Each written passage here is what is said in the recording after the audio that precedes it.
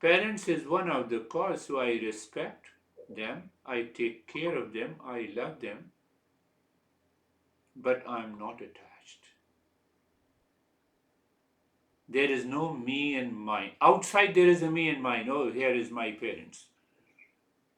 But inside, I live with an emotional freedom.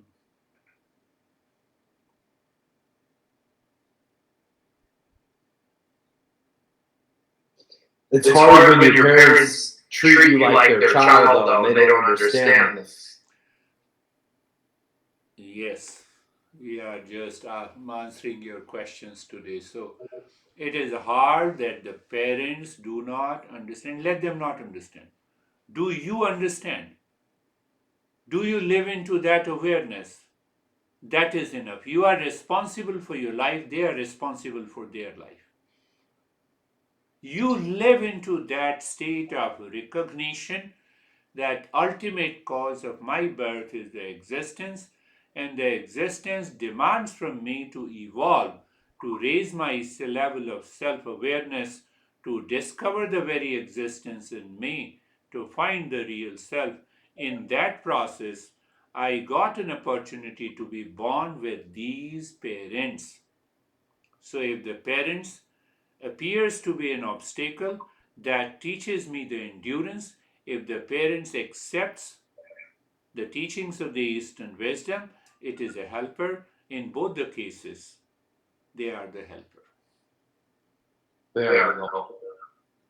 I don't invite any resistance and reaction to them. If they oppose me, thank you, Dad. Keep quiet. Why you want to force them to agree to what you want to do, what you feel is good?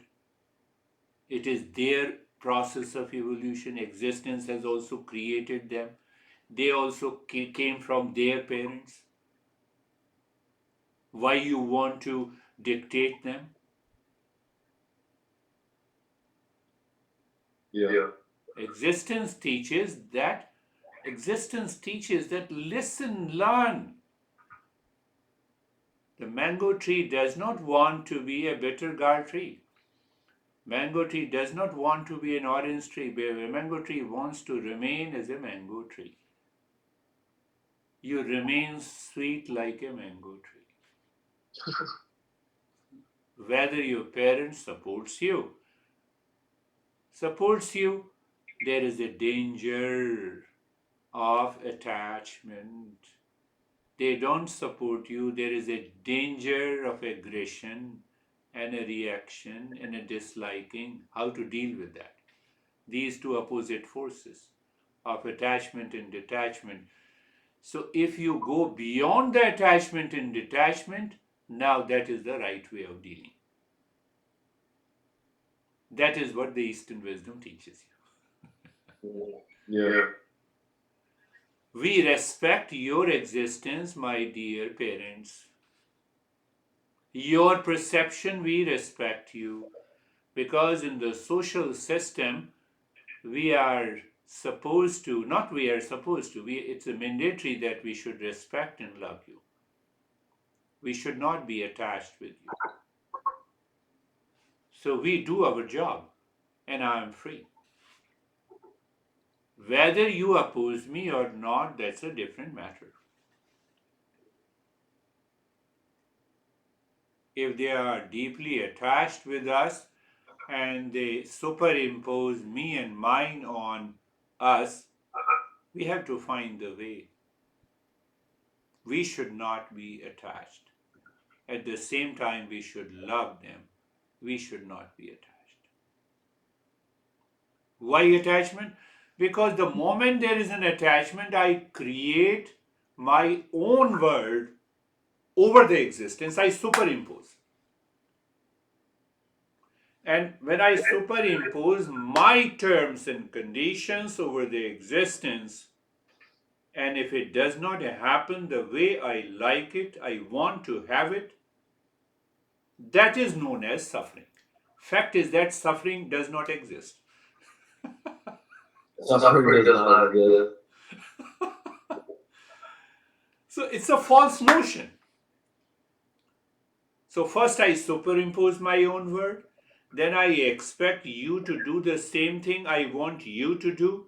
You don't do it, it causes the suffering. That suffering is in the field of superimposition, it is not in the existence.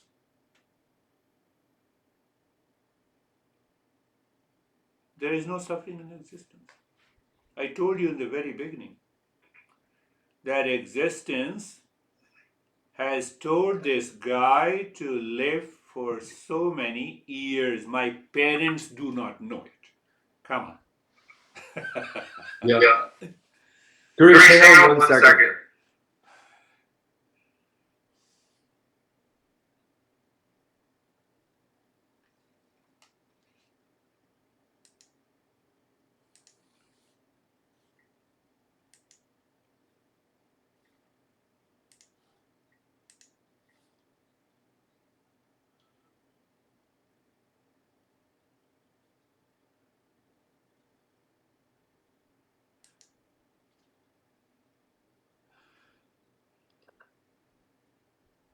Think what is the lifespan of a mosquito? According to our days and years, it may be few hours to few days.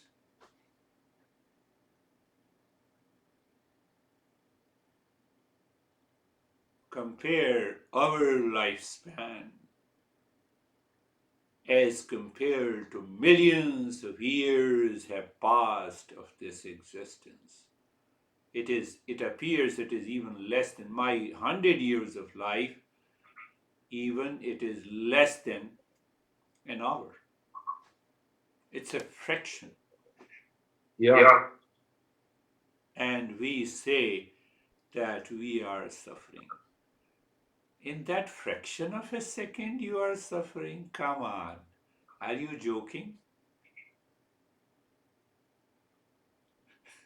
That suffering is superimposition.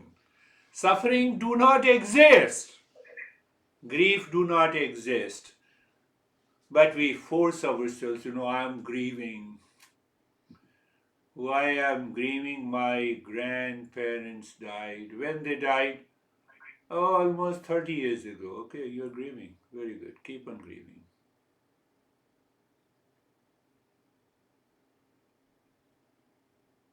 We have to face the naked truth. That is what the Eastern wisdom teaches us.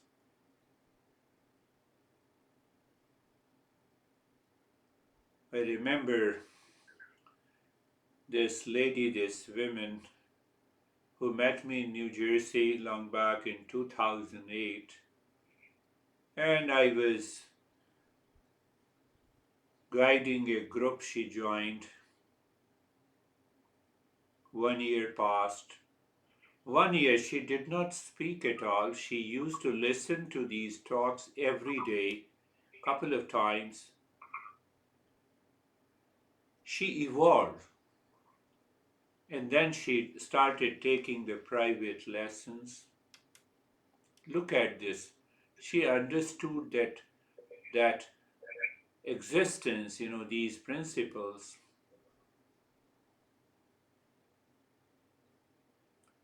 She became sick of some disease.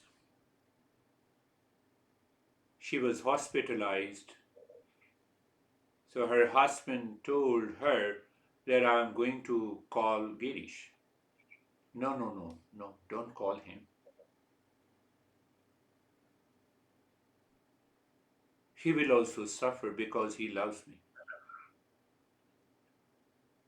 Only an hour before, her husband called me and I was in the hospital and she died.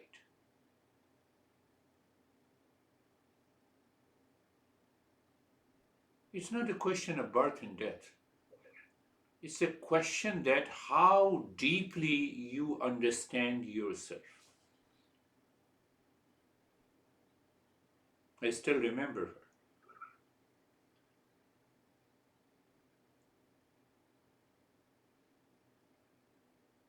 So she was not at all worried. Oh, you blessed me with that understanding, and I lived my life fully. And she left. So I didn't bless. She tuned herself with the existence. She has no superimposition of her own mind. Her own mind did not create any word. So there is no stress and there is no suffering. She left. She took the last breath with a smile on her face. I'm not telling you the name. This is a fact.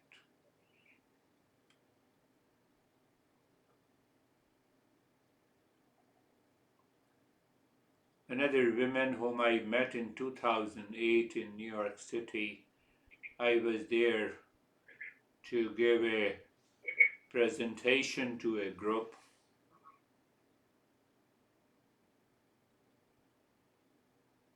I talked for 1 hour about peace and happiness the way I talk. So there were two people listening. One was uh, the doctor from Columbia University, a surgeon, and another was a graphic designer. So the doctor gave me the card and he said, "You have to come to me." I said, "Okay, I'll come to you."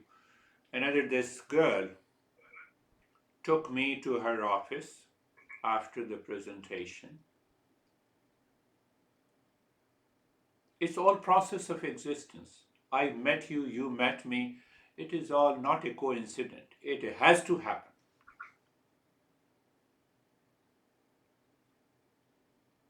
2008, now it's 22, almost 15 years, 14 years. After a year, she was so highly receptive, she lived with a higher level of awareness. In 2009, she was diagnosed with Parkinson.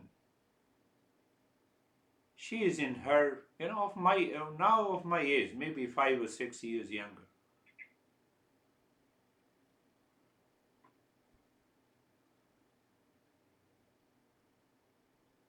I used to go travel almost 50 minutes from Jersey to New York City almost every day for 6 months. I said, let me do it. She paid me, so she helped me in those times when I came to United States. In turn, I helped. So it was a mutual help. She still joins the group program on Mondays and Thursdays. And you'll be surprised if you attend that program. In Parkinson, you cannot control, you cannot make your body steady. And everyone in that group, every time they are surprised that the body becomes totally still. Mhm. It is only because of the existence, not because of me, not because what I teach. Forget about it. She lives with that higher level of awareness. So when we evolve and tune ourselves with the existence, miracle takes place. And this man, this gentleman, when I went to his house living in the 16th floor, I'll pay you $300 per week for one session of 1.5 hours. In that time, in 2008 or 9. You need not to ask anyone. I will invite 20 doctors. So I used to go weekly to guide that group. I guided that doctors to the Columbia University for almost 2.5 years because that was only a couple of sources of my income in those days. So, can I say that I convinced the doctor so that he paid me $300? No. I was blessed by the existence because I had the right intention. I see that way. So, when I see that way, I don't have any arrogance of teaching. I don't build up my ego. I don't create my own world. I don't superimpose it on the world. It happens. Let it happen.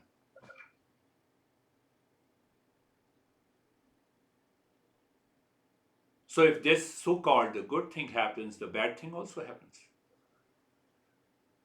In my dictionary, there is a good thing and bad thing depends on my emotional dependence. But for existence, nothing is bad, nothing is good.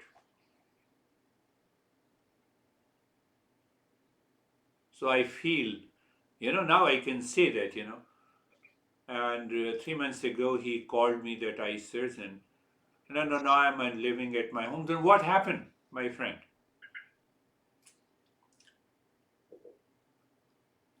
Then 2 years ago, I was diagnosed with Parkinson's, so I'm living at my home only. I don't go out.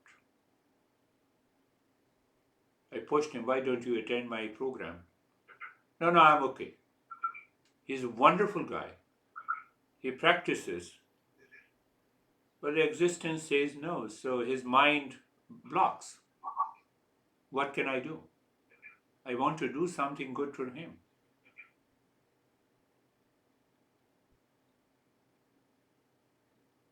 I can give you hundreds of events like this. So I remember this lady in New Jersey. I told you she's 89 years old. And I have reasons to believe that because of chronic anxiety, when we use the word chronic in medical terms, if you suffer from anxiety for more than 6 months, it is known as chronic. But she suffered from that anxiety for the last 15 years, and I have been telling her, please understand, it does not exist. She says, I believe you, but then how can I change my mind? And I have reasons to believe. Last month she told me, doctor diagnosed me of a brain tumor.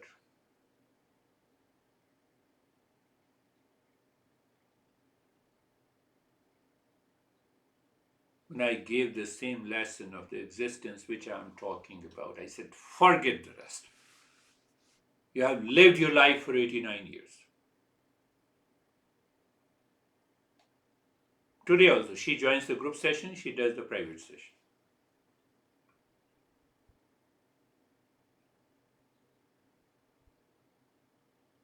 And she was the one who supported me as long as I lived in New Jersey.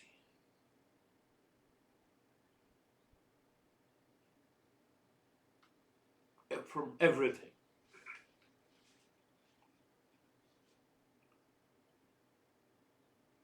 Now ask the question, I am suffering.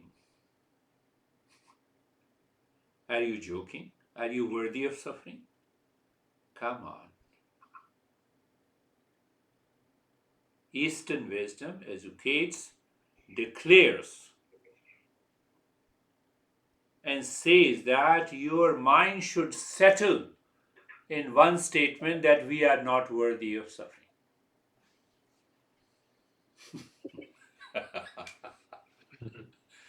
We are not at all worthy of suffering.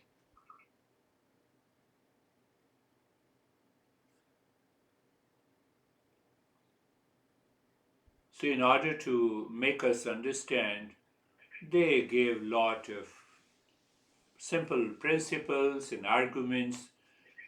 Because why we put everything logically with a question and answer so that there is a clarity. Why do we want a clarity? So that there is a knowledge. Why we want that knowledge? There is no alternative knowledge. Knowledge is knowledge. What is the knowledge about you to me? You are Nick. You do such and such thing. That is not going to change. Everyone recognizes you as a Nick. Everyone recognizes your profession, occupation. Everyone recognizes this, that you are the son of the same parents. That is the knowledge. No, you cannot change the knowledge. So why we put the question, why we ask the answer? Because of that clarity, because of that understanding. So when that understanding settles in the mind, it becomes the knowledge, and the knowledge liberates us from the suffering. So our masters arrived at that conclusion that we are not worthy of suffering. So we have to prove in our life that we are not worthy of suffering. We have to follow what the master says. The master says, listen and learn. After learning, contemplate and reflect. Think about it. Contemplate and reflect for clarity, for removing the doubt. Practice it. Why you practice? So that there is a realization that it is you are not worthy of suffering.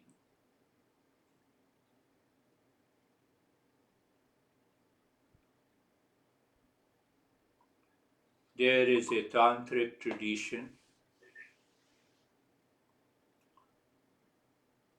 It's a very huge and very beautiful tradition which has been distorted in the West. So there was a king who was eating something, cutting the fruits through the knife, and his little finger got cut by the knife. So he was without the little finger. You see how the master makes us understand. What existence is doing is the best. First, let me accept it.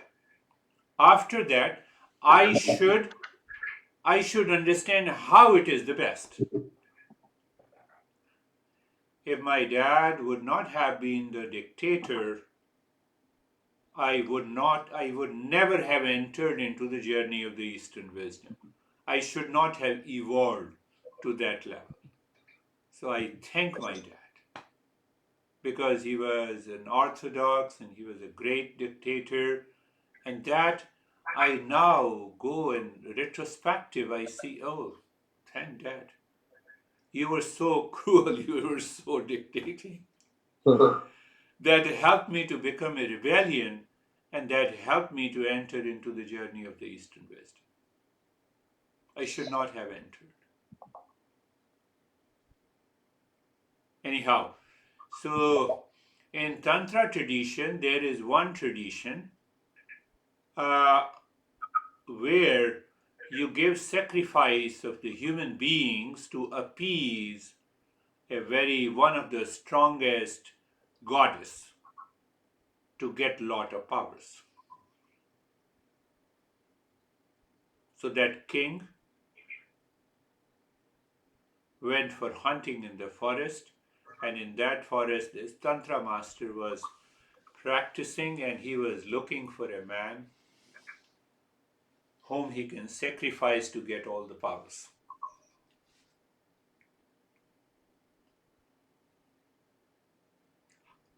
King lost the way in the forest, caught by this master, and he found that, oh, let me sacrifice this king to get all the powers. But there is one condition: if all the organs are intact, only then you can sacrifice that man.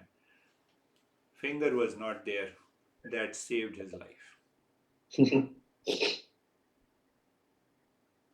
If you look very closely your life, you become aware of every day, every relationship, every event. Yeah. You will discover the existence is always supporting us.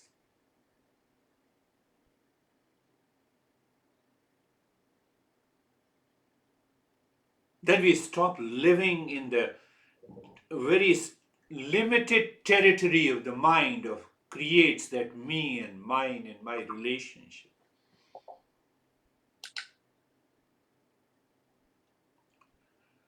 To be in tune with the existence, you become the existence.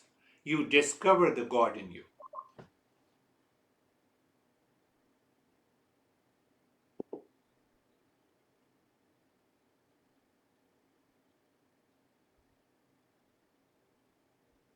Now see the beauty of understanding. Suddenly the word God came to the mind.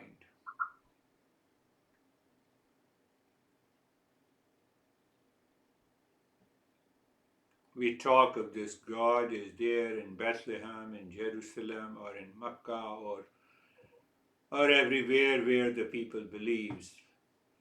They talk of the religion. The worst thing in every organized religion that we do not question.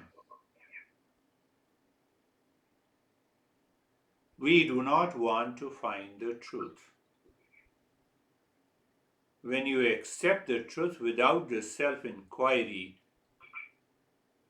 it is an animal mind. The animal mind cannot find the God. First question. First answer. Animals do not have to find the God. They never think about it.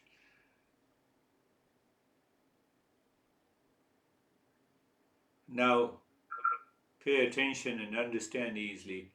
I see your house.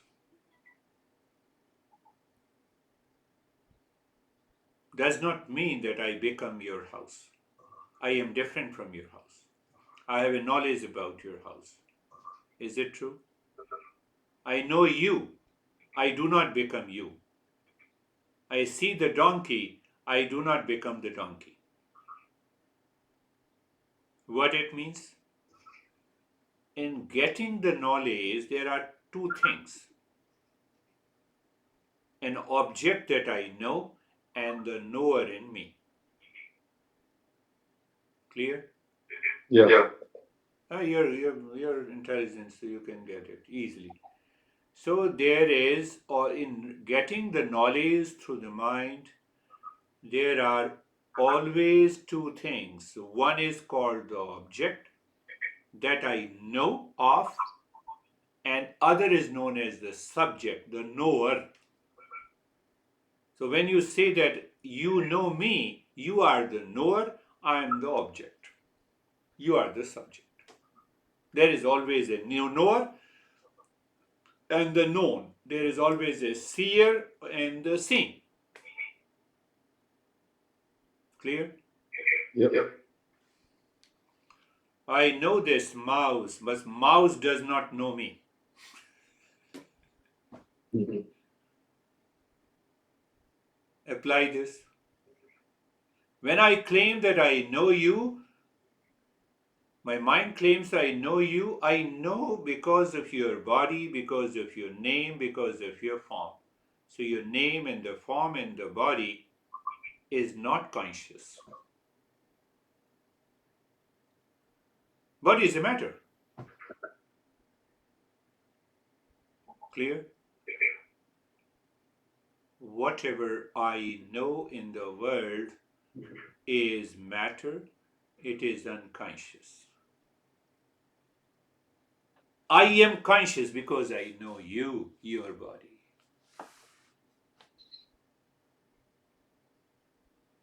Anything known to the mind, anything known to the mind, that known thing, that knowledge is of the matter. Clear? Yeah.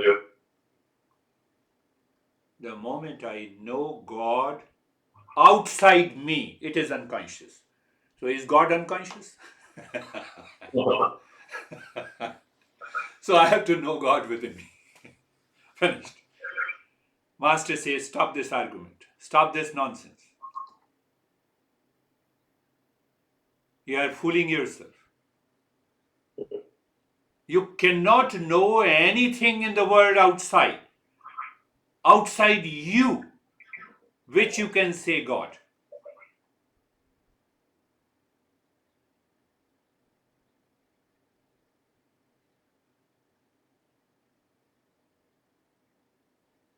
I'm conscious of the mouse. I'm conscious of your dog. I'm conscious of your house. I'm conscious of lot of things.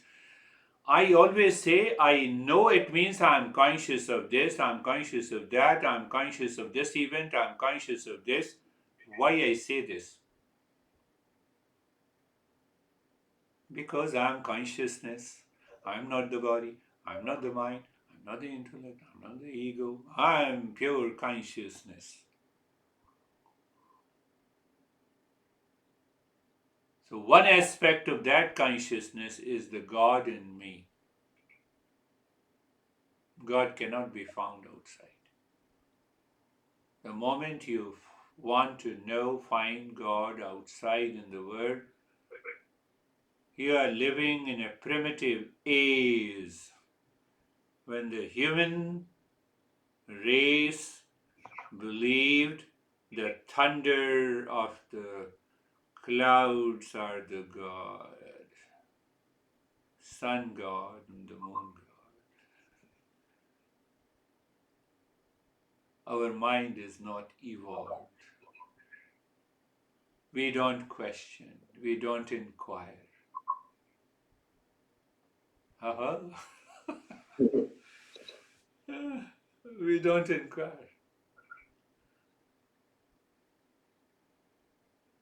First, reasoning for clarity is that what I know through the mind is material, is matter. Out of that conclusion comes if I claim, believe, know that God is outside me, the God has to be unconscious. And the God cannot be unconscious. Hence, the God always lives within me. I have to find myself first before I want to meet the God.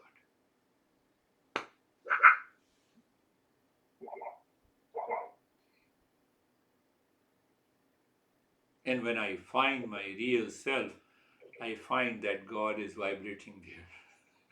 Yeah. No, but do you say that the entire humanity is wrong? You have millions of temples and the churches and the synagogues and the mosques. Are they wrong? Existence never does anything wrong. That's a beautiful way to look at it. You are in a kindergarten class and the beautiful teachers teaches you alphabets. Now you are promoted to the first standard and you start crying. No, I have to go to the same kindergarten class. I have to say the same alphabets. What the teacher says to you. We are repeating the same prayer in every religion, mechanically, habitually, impulsively, instinctively. We are still in a kindergarten class. Think! I have to evolve. I have to evolve. But now you get the answer why those big monuments, big churches and temples and the churches and the mosques were built. Existence has a purpose. What is that purpose? The simple purpose that don't be arrogant, don't live your life with an ego. There is something higher than you, higher power than you, higher consciousness in you that is represented by these big temples and churches and mosques. But when I qualify, when I understand that, so I go to the church or a temple, whatever we If our parents take us there, go there. But now I have to understand. I have understood. Now I have a belief pending inquiry that there is something higher than me. So once I realize in my mind, there is no use going to the temples. We are in a journey, a spiritual journey. We are not on a religious journey. So now you sit down at your home. You recognize this body is the temple or the church in which dwells the God inside. That is why we say in every meditation, make your body comfortable and steady, because the temple is always steady. Mhm. That is the second grade we are in. First grade, we go to the outer churches and temples. First grade. We have realized, we have passed with the distinction. What is that pass with the distinction? I recognize that there is something higher than me, higher than the existence. I'm not the center of existence. I'm a part of the existence. I want to know this. Who am I? Second grade. Now your temple and the church and the mosque is your body. But before that, you can say, is your family, your house is the temple and the church. So, what you do in the temple and the church, you live in harmony. So, you remove all the conflicts and the dualities wherever you are living, with your parents, with no parents, or with honey. Or your job is to no, I don't want any conflict. The way when I go to the church, I drop all the conflicts. So, this house is the temple. You create the conflict, but I'm not creating it, so I'm calm.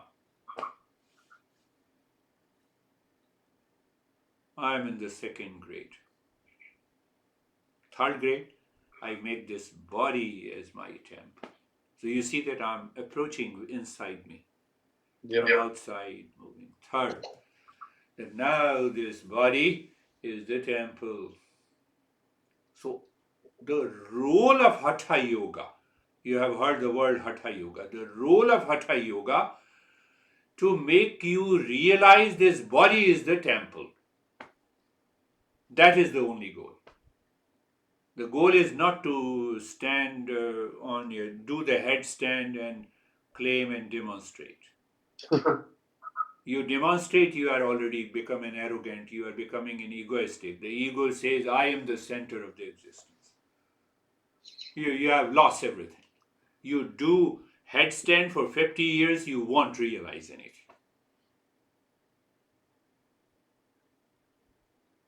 Misunderstanding. So we have passed on to the third grade where the body is made the temple. When the body is steady, then only this mind can go inside. Why? The mind, the body is the servant of the mind. So if the servant remains calm and steady, it does not listen to the unnecessary dictate of the mind, then only the body is steady. That is the job of these practice of asanas. It is not the practice of the asanas according to physical exercise system. It has nothing to do with it. Nothing to do with it.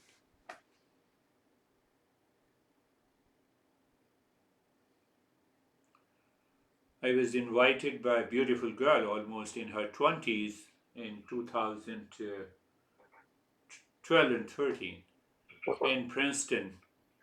She had a beautiful studio to give some lessons of meditation.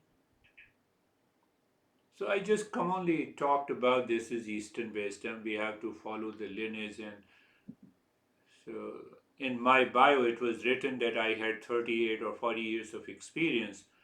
So she also told me that I also have 20 years of experience. So I saw her arrogance.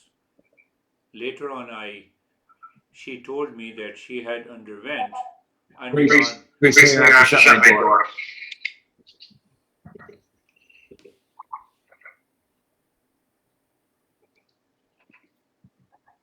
She has underwent 3 surgeries of the spine. Why? She has been doing some headstand and some lot of twisting, and she claims that she has 20 years of experience. So your experience gives you the 3 surgery of the spine? Are you kidding me? Yeah. So the third grade is keep the body steady so that the mind continues to live within. The fourth grade is now you have to understand the nature and the function of the mind. One, you have to purify the mind of the impurities. Why? So that the mind becomes a transparent mirror. That is your fourth standard. I'm summarizing it. There are basically 8 steps. That is why we say 8 limbed path of yoga. So once you have purified the mind has been made a transparent mirror. There is no dirt in it. Now the magic happens. What is that magic? First, an example. Your mirror is neutral. How many times you have stood before the mirror did not create any impression of you. So when I stand in front of the mirror of your house, the mirror does not say, no, no, leave it, go away. I already have an impression of Nick. Mirror does not say. When that mind is known as the pure mind. When you live into that pure mind, that is the state of mindfulness. In that state of the mindfulness, what the mirror reflects? Only one thing: real self. And in that real self, you see the God is present. Because real self cannot be present without the God. It does not have its independent existence. That is why in all the religions, they use the right word, but for wrong reasons. That is why we say salvation. That is why we say realization. A lot of words. That is why we say awakening. That is known as awakening.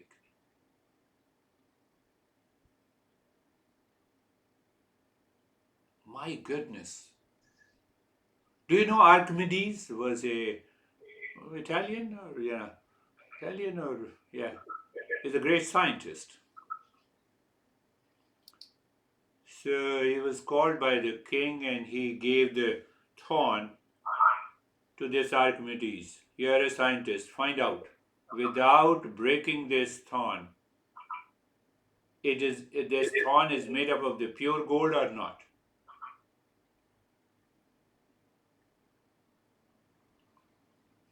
Without breaking, without melting, how can I know it? So he went on there and he was constantly contemplating and reflecting. So he discovered the principle of specific gravity or something. So he was naked and taking a bath in the bathtub. You see how the God reveals the knowledge? We may say anything. So he saw that because he put his body into the bathtub, and the water was displaced because of the body was going down into the bathtub. He found the principle. He was so much absorbed into that ecstasy that he found that principle. He opened the door and started running on the streets of the room. I found it. You have heard the word eureka, eureka. He said, eureka, eureka. You get such an immense pleasure when you discover something. A revelation takes place. Such a small principle, and you have an immense pleasure. Come on, when you discover that real self, you are in the state of ecstasy that can never be reversed. You always live into that state of permanent happiness. Look at this. One simple principle. He got so much ecstatic that he started running into the street. Such a small principle to find out if there is in that thorn there is a mixture. But what happens if entire mixture, that impurity of the mind has gone, and you reveal, oh, this is me?